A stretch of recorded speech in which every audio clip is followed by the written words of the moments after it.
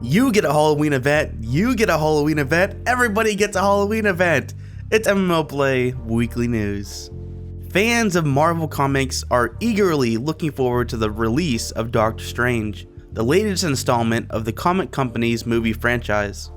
Also looking forward to the movie's release are the developers of Marvel Heroes 2016, and their superhero online RPG is using the upcoming movie as inspiration for their latest event.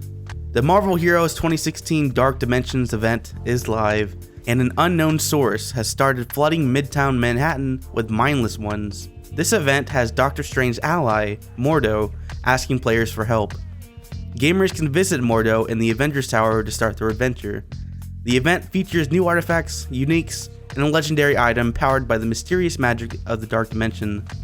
There will also be new patrol and terminal shared quests.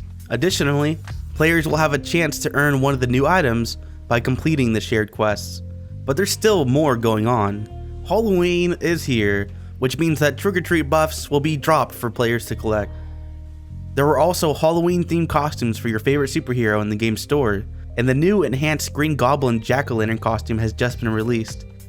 There is also a half-off sale for all heroes and costumes except for the new Green Goblin costume and the new Loki costume. Adventurers in Neverwinter can take a break from going on quests and exploring dungeons to enjoy some Halloween-themed fun.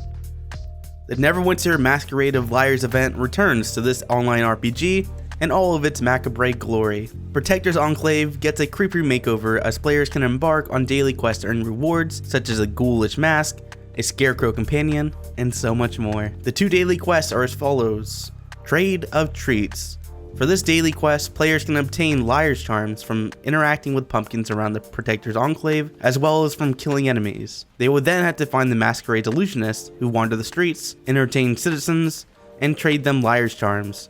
Players will have to trade charms to different illusionists to receive illusionist bags, which can contain 2 or 3 Masquerade tokens, refinement items for the new illusionist masks, and perhaps a Beholder Piñata.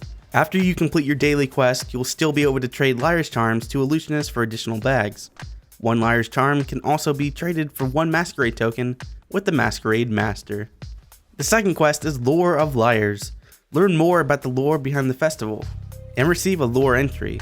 After completing this quest, players will have 5 Masquerade tokens. Every day, the Lore Master will have a new piece of lore for you to learn. During the Neverwinter Masquerade of Liars event, MMO players can earn the Liar's Charms and Masquerade tokens, which can be redeemed for various items.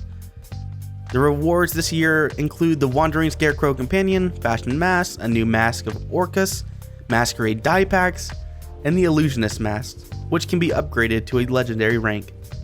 Halloween just wouldn't be the same without seeing ghoulish carved pumpkins and having bags of delicious candy.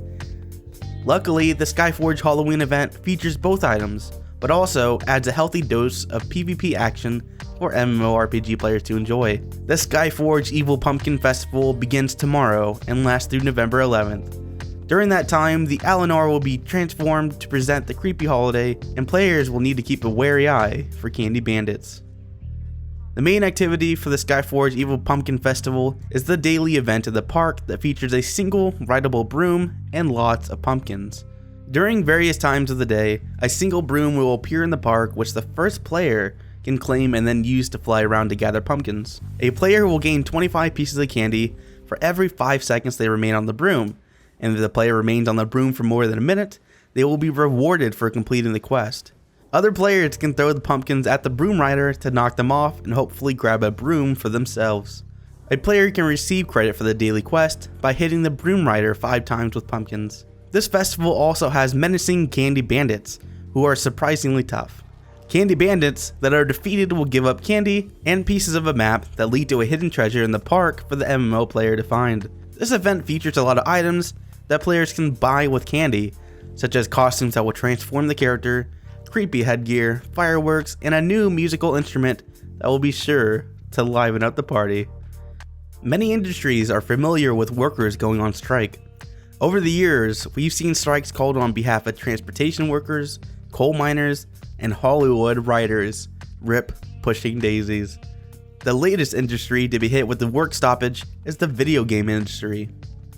At the end of the week, the Screen Actors Guild, American Federation of Television and Radio Artists, officially began a video game voice actor strike.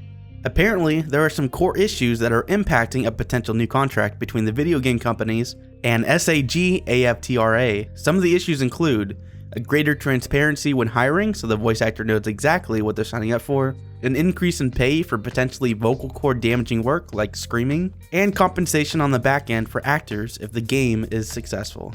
As for the video game voice actor strike, SAG-AFTRA says, "The video game employers we are striking continue to operate under the terms of an agreement structured more than 20 years ago for an industry that was only beginning to utilize professional performances. Since then, games have evolved to provide increasingly immersive and cinematic experience that compete with television and theatrical motion pictures for consumer dollars. It is time for this now mature industry to pay and treat professional performers according to the standards and precedents that our union has established and defended for generations." The companies affected by this strike include Activision, Take-Two, Electronic Arts, and Warner Bros. Games. However, an industry spokesman has said, "There is no cause for concern as there are over 5,000 video game voice actors working and it is unknown how many will actually join the strike. Development time is so long for video games, be it typical PC MMOs or mobile games. The strike would have to last a really long time for game development to actually be impacted." At long last, League of Legends World Championship is over, and it was awesome. Esports history was made every step of the way, from nobody teams taking down giants to a wildcard making it to quarterfinals and ending with a final that actually went to 5 games for the first time ever. And that's not all, it was won by none other than SK Telecom T1. This is their 3rd Grand Finals winner among a disgusting amount of other accolades, and almost with the same roster as well. Faker and Bengi, the gods of this esport, will never be forgotten. This has been MMO-Play Weekly News. Make sure to check out all those relevant links in the description below, and thank you for watching.